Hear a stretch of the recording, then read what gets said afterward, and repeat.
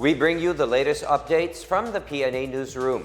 The President and his delegation are now in the country after a 3-day participation at the 10th ASEAN-EU Business Summit in Brussels, Belgium.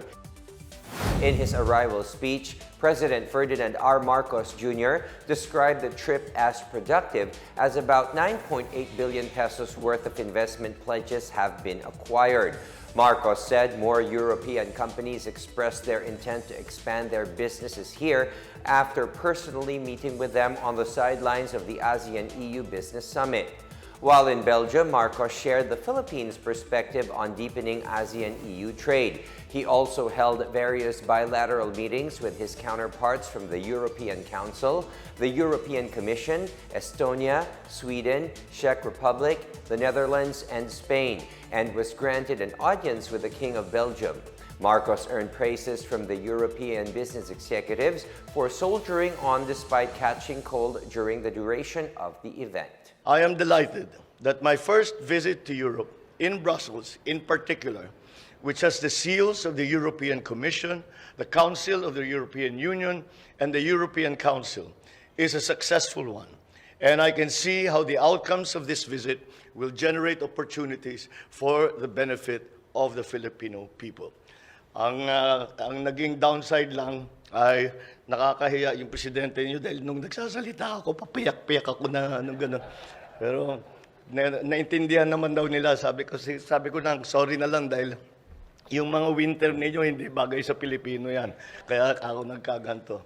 But anyway, besides that, I feel that we have laid much groundwork on which we can, fertile groundwork on which we can plant the seeds of these new partnerships that we have spoken about with our friends and our partners in Europe.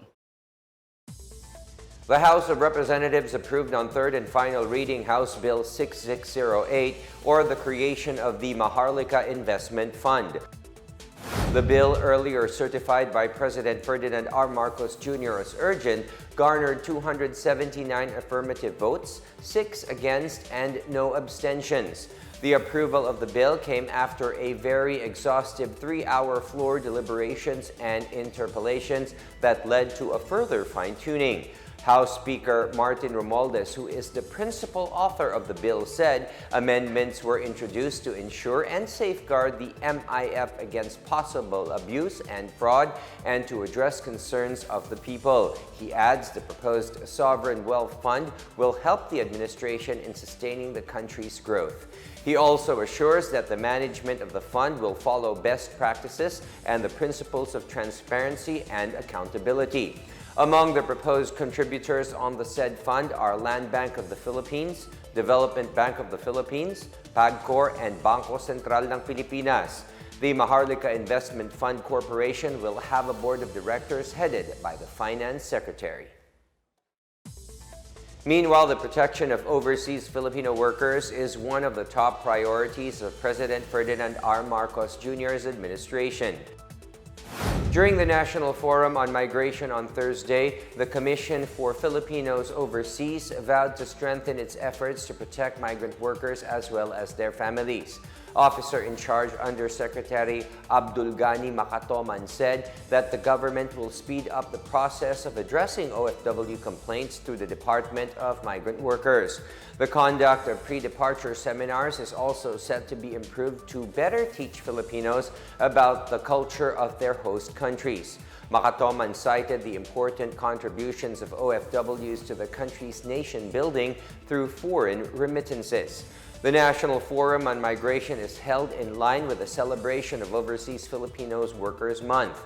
During his meeting with the Filipino community in Brussels, Belgium, Marcos vowed to invest more in human capital development, infrastructure, and the digital economy in order to create more jobs in the country.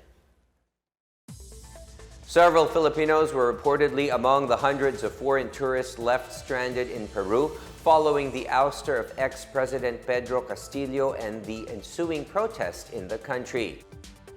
The Department of Foreign Affairs said they received reports that a number of Filipino tourists may be stranded in Machu Picchu after the international airport in Cuzco closed down.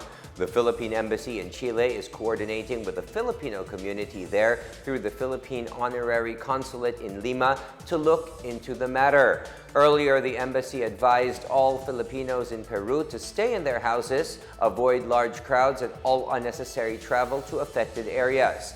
To date, there are some 160 overseas Filipinos living and working in Peru. Peru has declared a state of emergency as protesters took to the streets to demand Castillo's release. Castillo was detained on a charge of rebellion after he tried to dissolve the Congress. And that is the latest and the biggest stories from the Pna Newsroom. For more news content, visit our webpage or head onto the Philippine News Agency's Facebook and Twitter accounts. We are also shown on the social media pages of the Office of the Press Secretary and on Radio Pilipinas RP1. Stay tuned for more news updates. I am William Theo. We tell stories that inspire change. Good day, everyone.